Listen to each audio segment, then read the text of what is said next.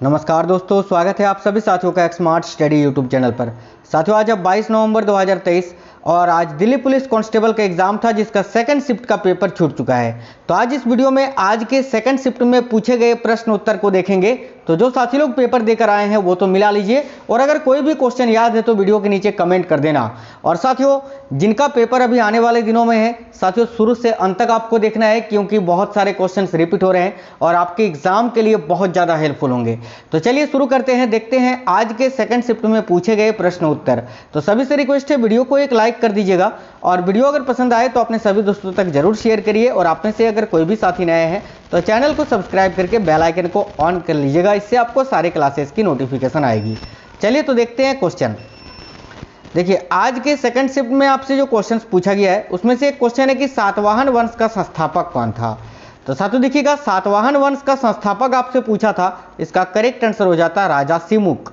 ठीक है, क्योंकि राजा सिमुक सातवाहन ने ही सातवाहन वंश की स्थापना की थी, तो सिमुक इस क्वेश्चन का राइट आंसर हो जाता।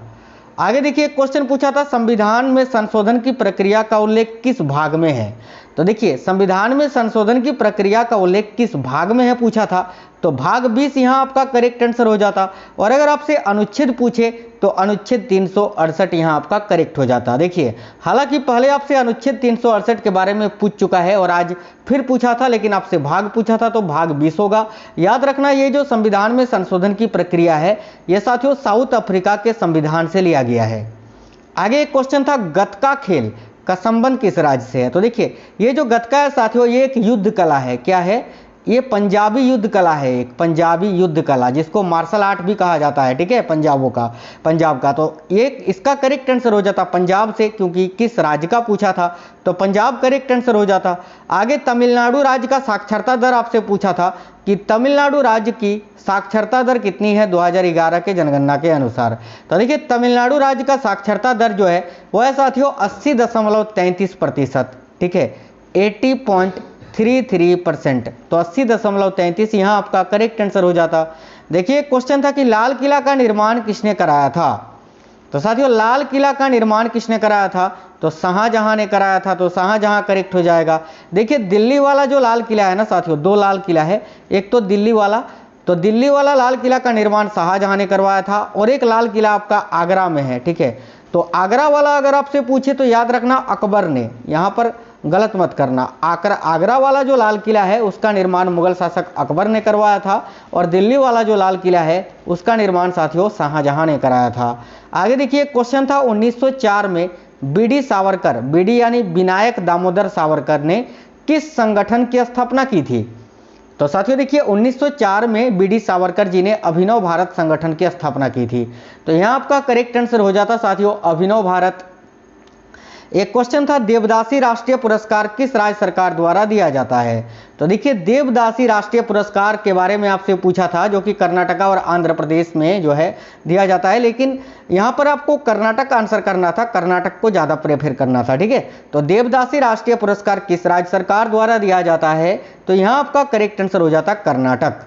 आगे देखिए, क्वेश्चन था, गुरु हरगोविंद साहिब ने किस मुगल शासक को 4 बार हराया था, 4 बार, है ना। तो देखिए, गुरु हरगोविंद साहिब ने किस मुगल शासक को 4 बार हराया था, तो यहाँ आपका राइट आंसर हो जाता साथियों शाहजहां ने। ठीक है, शाहजहां को माफ करना, शाहजहां को जो है ना गुरु हरगोविंद साहिब ने 4 बार हराया था, तो शाहजहां इस क्वेश्चन का राइट आंसर हो जाता। साथियों, आप लोग वीडियो को लाइक जरूर करते चलिएगा सभी साथी, और नए लोग जितने भी हैं सब्सक्राइब करके बेल आइकन को ऑन कर लीजिए, क्योंकि दिल्ली पुलिस के बाद अभी एसएससी जीडी का बिल्कुल धुआंधार क्लास आपको करवाएंगे। तो देखिए, अगला क्वेश्चन एक था, बहमनी साम्राज्य में 5 राज्यों में से इसमें से कौन सा एक अलग है, ऐसा आपसे पूछा था, है ना।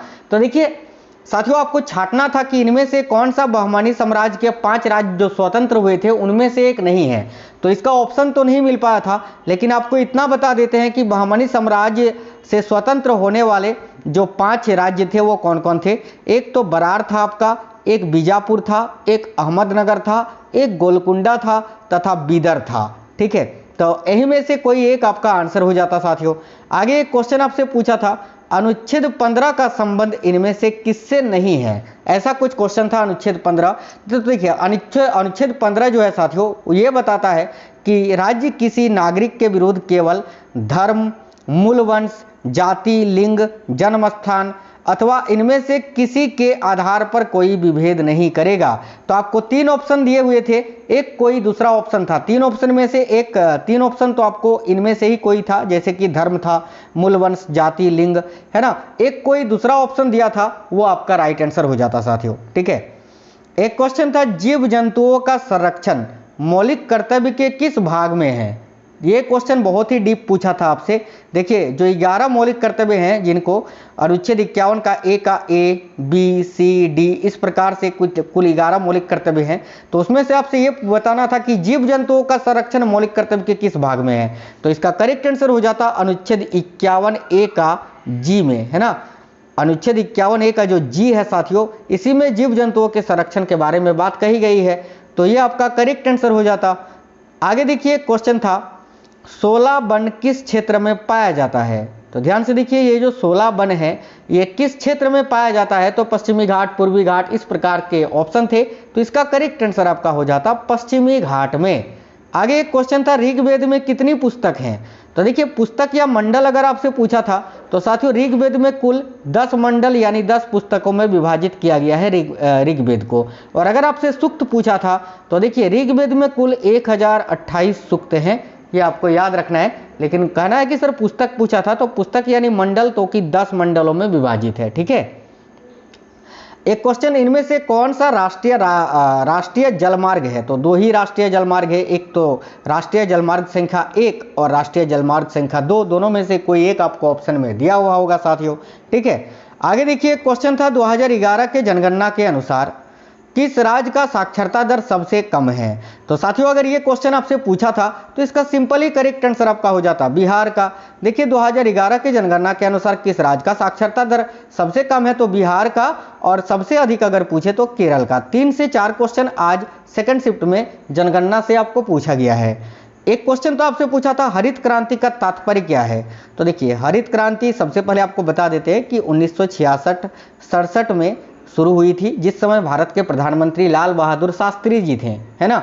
और एक चीज़ आपको बता दें कि हरित क्रांति जो है ना साथियों, पूरे विश्व स्तर पर नॉर्मन बोरलॉग ने शुरू किया था, जो कि अमेरिका के कृषि विज्ञानी थे, वो भी पूछ चुका है पहले।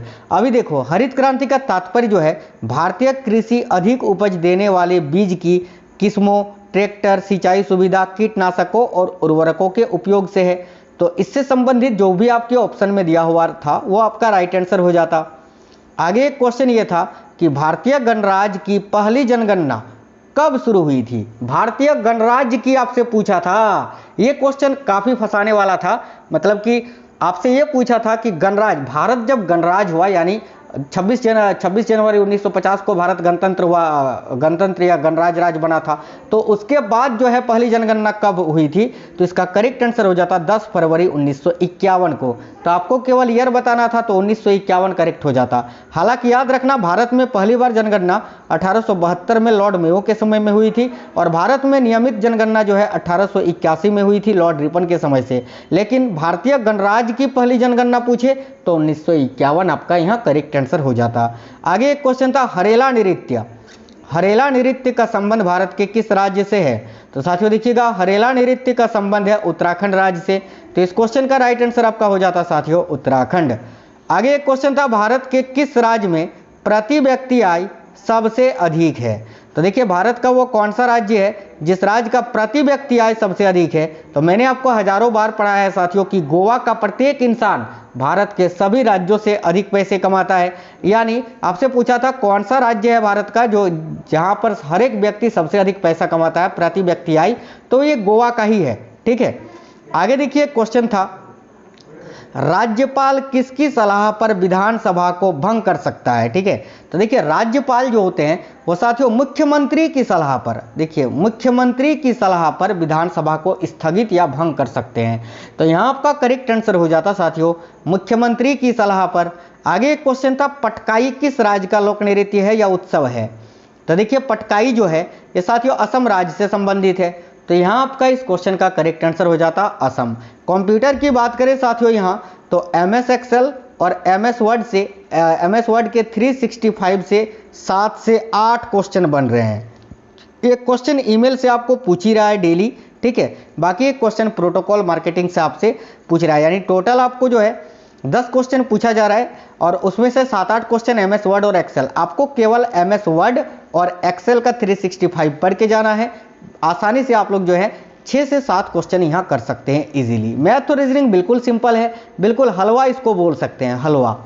यानी 40 में से 35 तो आसानी से आप लोग कर ही सकते हैं। मतलब जो थोड़ा सा भी जोड़ घटाव गुना भाग जानता है ना, वो साथियों जो बोर्ड मास जानता है, जो बोर्ड मास जानता है, थोड़ा सा ट्रिकी आपने सभी ने पढ़ा होगा, तो आराम से जो है आप लोग 35 क्वेश्चन यहाँ पर इजीली कर सकते हैं। रीजनिंग में ज़्यादातर आकृति वाले क्वेश्चन, यानी जो आकृति वाला क्वेश्चन होता है वही आपसे पूछा जा रहा है, वो आप इजीली कर सकते हैं। बिल्कुल सिंपल, ज़्यादा आपको दिमाग नहीं लगाना है।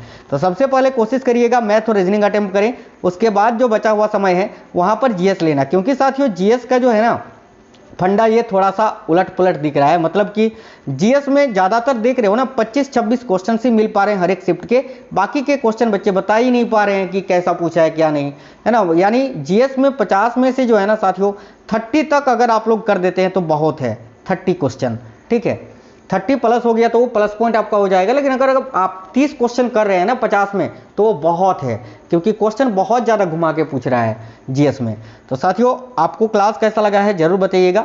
लास्ट में आपको 1, 2 और 3 तीनों शिफ्ट का क्वेश्चन आंसर एक ही वीडियो में करवा देंगे। रात में 7:30 बजे तक आपको वीडियो मिल जाता है, तो उसको जरूर देखा करिए। चैनल के अंदर बहुत ही इंपॉर्टेंट क्लासेस मैंने करवाए हैं, उनको देख कर जाना, ताकि जो है आपका एक सीट अपना पक्का हो सके। चलिए तो वीडियो को लाइक और शेयर कर दीजिएगा और कमेंट बॉक्स में बताना आपको क्लास कैसा लगा है, और कोई भी क्वेश्चन अगर याद है तो कमेंट कर देना। मिलते हैं नेक्स्ट वीडियो में, तब तक के लिए जय हिंद, वंदे मातरम।